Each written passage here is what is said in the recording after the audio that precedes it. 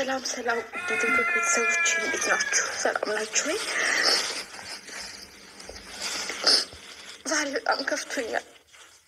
8 ዓመት ሙሉ ለፍቼ ይሆነኛል ትዳሬ ነው ኑሮዬ ነው ባልኩ ሰው የተካድኩት። እውነት ሴቶች በእኔ በቃ በእኔ ተማሩ። አምነዋለሁ ይወደኛል ብላችሁ ብራችሁ ወንድ ልጅ አጥራቁ።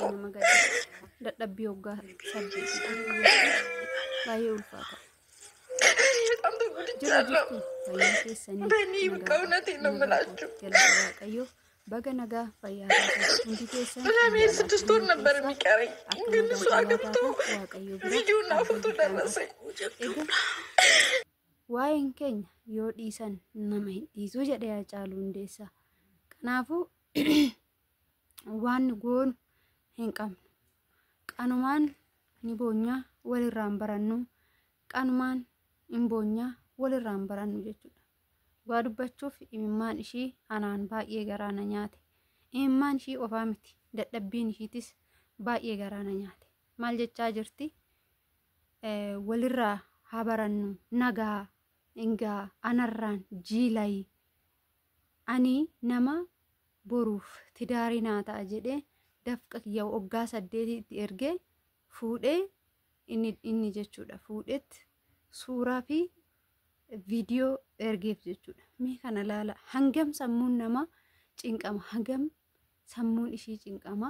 Dhugaa dubbachuuf hoo ta'e baay'ee namatti dhagahama. Mitiitii dadhabbii hoggaa 8 miti birriin ji'a 8 guddaadha. Dhugaa dubbachuuf yoo ta'e birrii hoggaa 8 nan gala jechuuf ji'i jaayoo ishii hafu fuudhee suuraa cidhaa yoo irratti ergu baay'ee nama gaddisiisa, baay'ee nama boochisalleedha jechuudha. Dhugaa dubbachuuf yoo ta'e nama gaddisiisa irra deddeebi'ee jechuudha. Waan hin dubbadhuu fi waan hin jedhu na harkaa badee jechuudha. Egaa maal goonare meeqa keenya immoo kan dhokatee taa'u laata? Osoo maallaqa nyaatamee jiru dadhabbii ofii hoggaa 8 dhabee hoggaa 8 oliyyuu dhabee namni jiraachaa jiru hin jira jechuudha. Hoggaa 10 taa'ee namni jechuudha namarratti ergee yookaan immoo tarii jechuudha kaadhimaa ta'uu danda'a. Murteessuun illee baay'ee ulfaata. Dhugaa dubbachuuf yoo ta'e murteessuun baay'ee ulfaataadha. Maaliif tarii kaadhimaa ta'uu danda'a. Namni akkana godhu kun maallaqa ishee argisiisee ka'ee dadhabbii ishiitiin fuudhuu ofiisaatii jireenya biraa ijaarrachuu ni danda'a jechuudha. Kaadhimaa ishiitillee ta'ee namoonni hedduun akkas godhu jechuudha.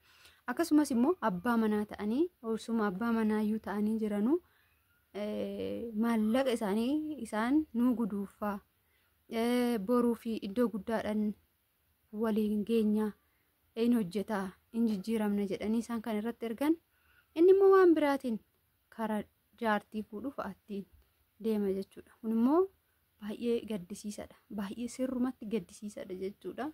Maal jedhee akkan dubbadhu hin beeku jechuudha. Dhugaa yoo dubban namoota baay'ee argaa jirra.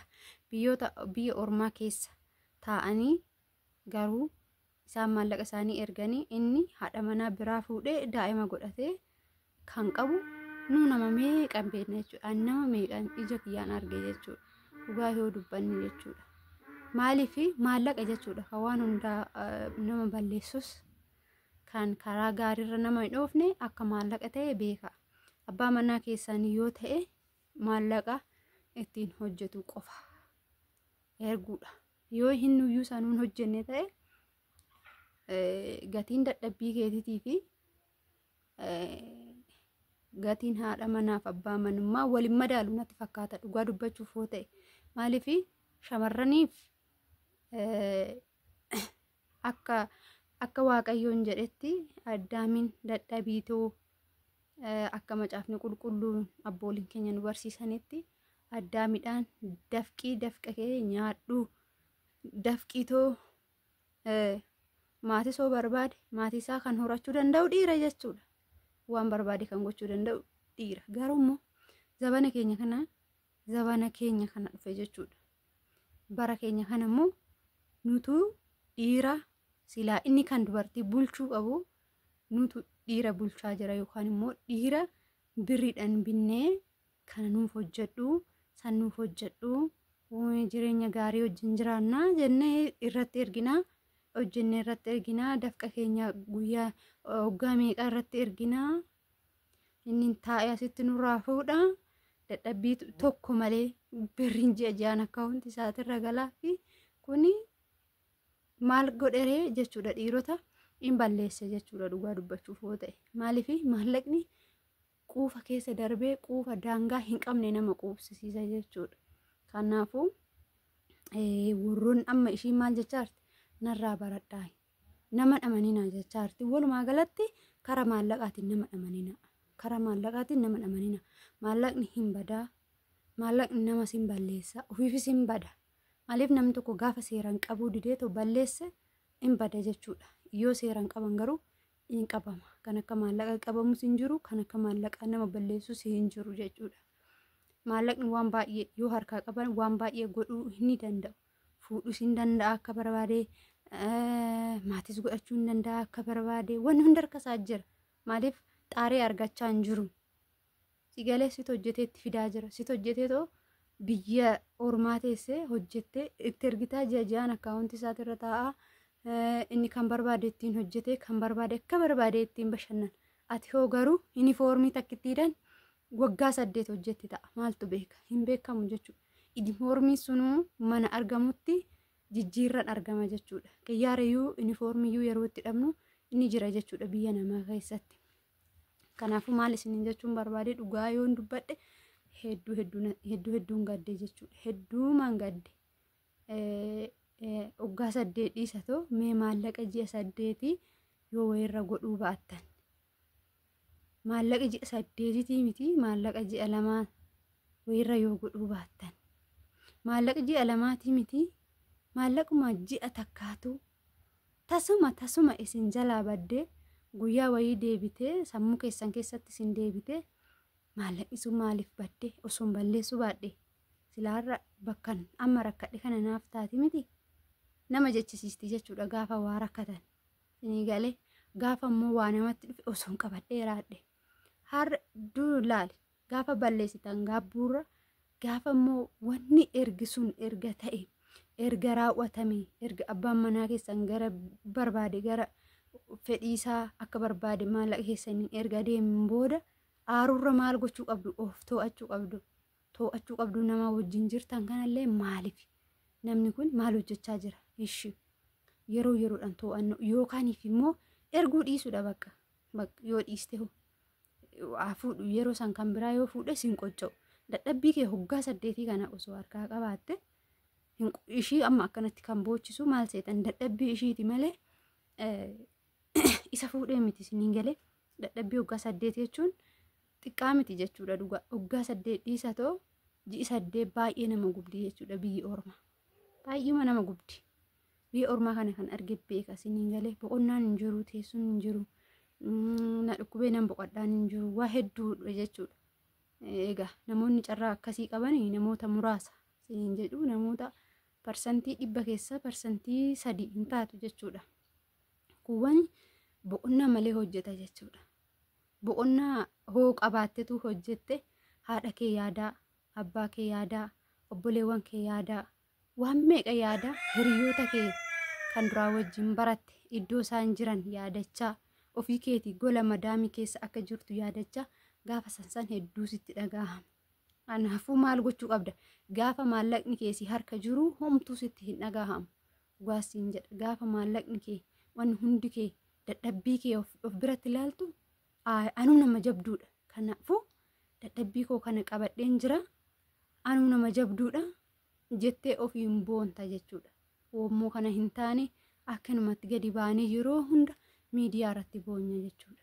Barumsa haa ta'u jedhu garuu barumsa hin ta'u nama meeqatu maallaqa nyaatame nama meeqatu lubbuun isaanii darbe isinii galee waa hedduudha jechuudha. Waa hedduudha kanarraa of qottobaa fayyaa keessa isin namaa gadi taatanii hiriyoota keessanii gadi taatanii tariitii hiriyoonni keenya yookaan daa'ima 2-3 qabu yookaan sanii ol jireenya isaaniitti tolee warroonni biyya keessa jiraachaa jiran hedduu jira jechuudha.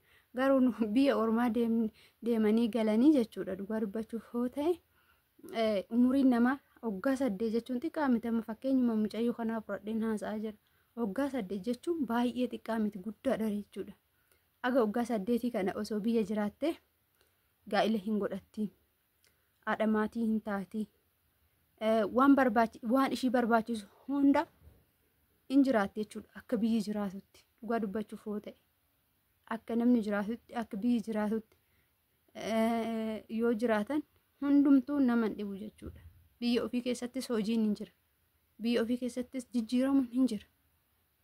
Garuu ishiin waggaa 8 kana hunda maallaqa ishii dhabdee hiriyaa ishii boru bultii naaf ta'a, tidaarii naaf ta'a, hiriyaa boruuf naa ta'u jettee maallaqa ishii waggaa 8 irratti gannattee dhabdee, isas dhabdee jirti, maallaqa ishiitis dhabdee jirti, umurii ishii waggaa 8 kana guutuus dhabdee jirti jechuudha.